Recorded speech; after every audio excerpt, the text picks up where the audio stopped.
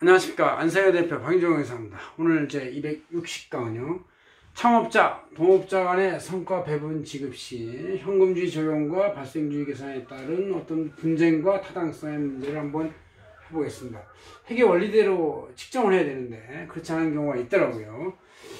그래서 이거는 역시 2020년 1월 1일자 안세재경청을 내지에 제가 이렇게 썼습니다. 한번 찰칵하시고요. 현금주의 문제가 있는 개정 과목도 제가 이렇게 뒤에 썼습니다. 찰칵하시고. 자, 이 내용을 이렇게 해놨으니까 그냥 강의 듣기 전에 한번 읽어보실 분은 그대로 한번 정지화면으로 찰칵하시고 들읍시다. 예.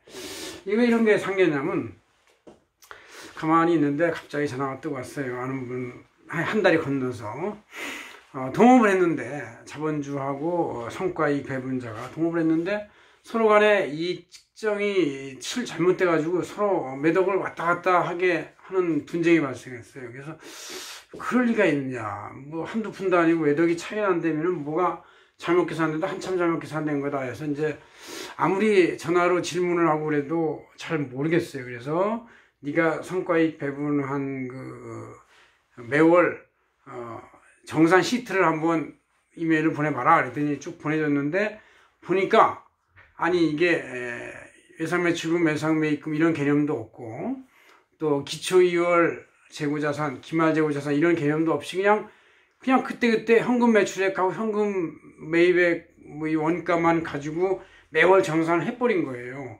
그러다 보니까 1년 좀 지나서 정산하다 보니까 한쪽은 아주 뭐 1억이 불리해지고 한쪽은 그 1억이 1로 가버리니까 1억 내지 2억이 더 이익이 되고 이런 이제 이상한 사태가 발생하니까 둘이서 티격태격 분쟁을 하게 되고 결국 법원에까지 제소를 하게 돼가지고 이제 이걸 하게 되는데 또 판사들도 현금주의와 발생주의를 완전히 이해를 했는지 몰라도 이렇게 보니까 이해가 덜 된 것 같은 판결 내용이더라고요. 그래서 내가 야 이건 문제가 있구나. 저 사업자 간에 회계 원리의 가장 기본인 발생주의를 적용하는 인해서 이렇게 싸우게 되는구나. 그래서 이 싸움을 앞으로는 예방해야 되겠다 해서 제가 이거를 특별히 강의에 올렸습니다. 그래서 아주 자세히 했었는데 얼마나 자세한지 여러분한테 도움이 되는지 모르겠습니다. 먼저 회계 원리는 언제부터 옛날부터 만들어질 때 현금주의로 하다 보니까 흑자도산이 발생하고 잘못된 판단이 막 일어나서 이거를 발생주의로 원칙으로 해서 발생주의로 해석해야만 제대로 회사의 어떤 이익과 외부에 공시된 이익이 제대로 성과가 공정하게 평가된다. 기간에 흔들림이 없이 꾸준히 하나의 일관된 지속된 기준으로 간다. 이런 거를 말해주는 것이죠. 그래서 이제 발생주의라고 하는데 발생주의 정의를 보면은 이제 기본적으로 매출 매입의 손익 계산에서 재산 부채의 권리 의무가 실제 맺어져서 계약돼 가지고 확정된 시점으로 측정하는 방법이다. 이것이 회계 원칙이고 회계 원리다. 이런 얘기예요. 정밀한 회계 원리.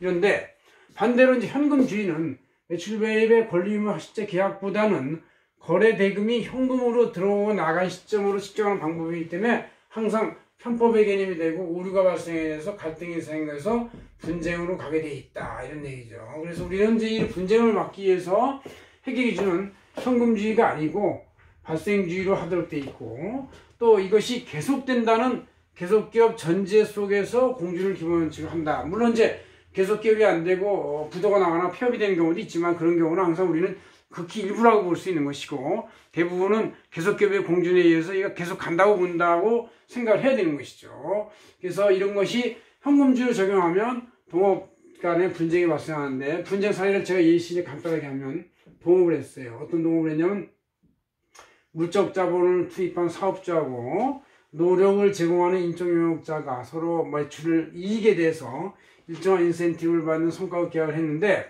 성과 배분의 동업계약 이거를 매월 현금주의로 정산했어요. 그러니까 서로 간의 기소이익이 서로 달라가지고 왜곡됐어요. 왜곡돼서 분쟁이 발생한 거예요. 그래서 이제 쌍방간 이쪽에서 1억을 이쪽으로 1억이 가면 이쪽은 마이너스 제로가 되는 것이 이쪽이 2억이 되는 거예요. 그러니까 이게 아무것도 아닌 거지만 한쪽 같이 1억씩 벌 수 있는 것을 이 현금주의 잘못 적용하면 이쪽 1억이 1로 이렇게 하면서 이쪽 2억이 돼버리니까 이쪽은 빵이 되고 1억 대 1억을 균형을 가질 것을 0 대 2억이 되면 이건 싸울 수밖에 없지 않겠어요. 그래서 이제 이게 현금주의다. 현금 흐름의 과도 과소에 따라 성과액이 편차율이 발생했는데 이걸 발생주의로 전환하면은 쌍방간의 실제 기속이 매출 매입 원가의 성과 배분이 기속되기 때문에 싸움이 발생할 수가 없다. 그런 얘기예요.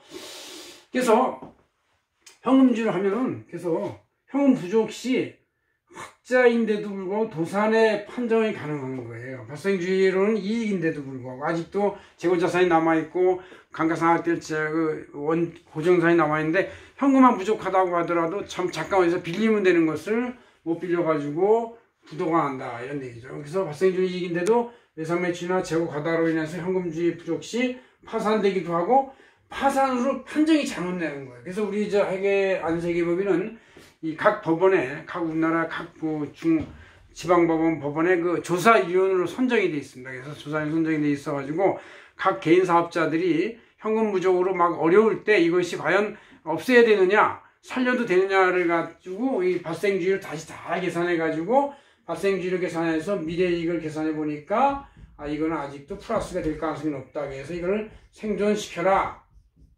이런 조사위원 역할을 많이 하고 있어요. 그래서 우리가 어떻게 보면 우리가 스스로 생사였다고는 진 판사는 아니지만 판사가 판결할 수 있는 그 생사였다관의 그 자료를 만들어주는 그 원천적 자료 제공자로서의 기능을 하고 있다. 그런 얘기예요. 네, 조사위원이 그런 것입니다.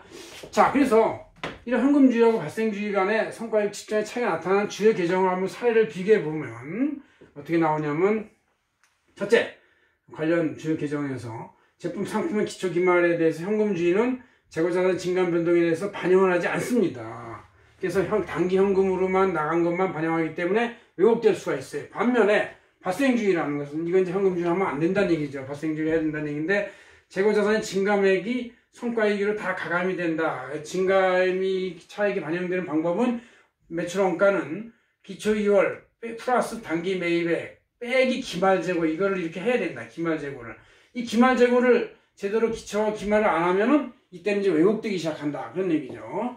이 가장 이제 현금주의, 발생주의의 그 기본 바로 이제 제품 상품에 대한 기초 기말 이건데 이거 말고도 외상매출금도 현금주의에서는 단기 입금만 반영하지만 발생주의에서 외상매출의 증감 차익을 다 반영해서 성과액에 플러스만 시키고 외상매입금도 마찬가지로 현금주의에서는 단기 지급된 금액만 반영하지만 발생주의에서는 외상매입금의 증감 차익을 다 성과이익에 감안해서 이제 측정한다. 그런 얘기죠.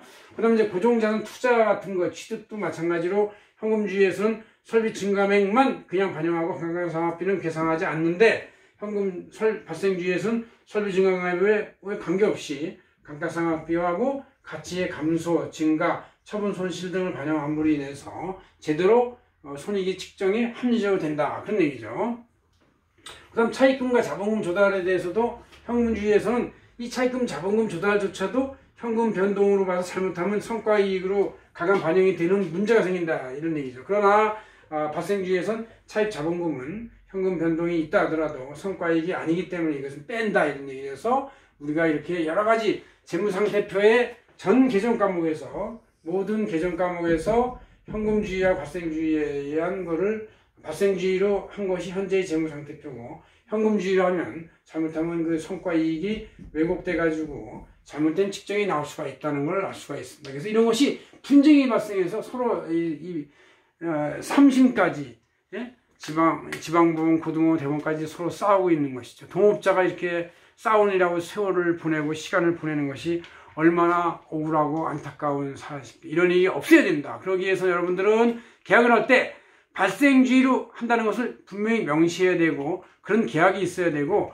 또 법원에서도 만약에 잘못됐을 때는 발생주의로 하면 이렇게 됩니다. 현금주의로 되면 이렇게 됩니다. 원인은 뭐입니다. 이렇게 설명을 할 수 있는 근거만 있어도 충분히 양방 간에 쌍방 간에 합리적으로 조정이 될 수가 있는데 그렇지 않고 끝까지 고집을 하니까 어느 한쪽의 숫자만 판사는 채택을 할 수밖에 없어야 돼서 문제가 생길 수가 있다. 그런 얘기죠. 이와 같이 현금주의와 발생주의, 특히 발생주의는 우리 회계의 측정, 성과배분의 측정, 회계의 공시, 또 공정한 회계, 투명 회계를 위해서 아주 중요한 개념이고 이것에 따라서 계속기업의 공준이라는 것이 중요해서 그 쌍방이 동업이 깨지지 않고 계속 기업으로 갈 수 있는 근거가 된다. 그런 말씀입니다. 고맙습니다. 안성현 대표 박인종이었습니다.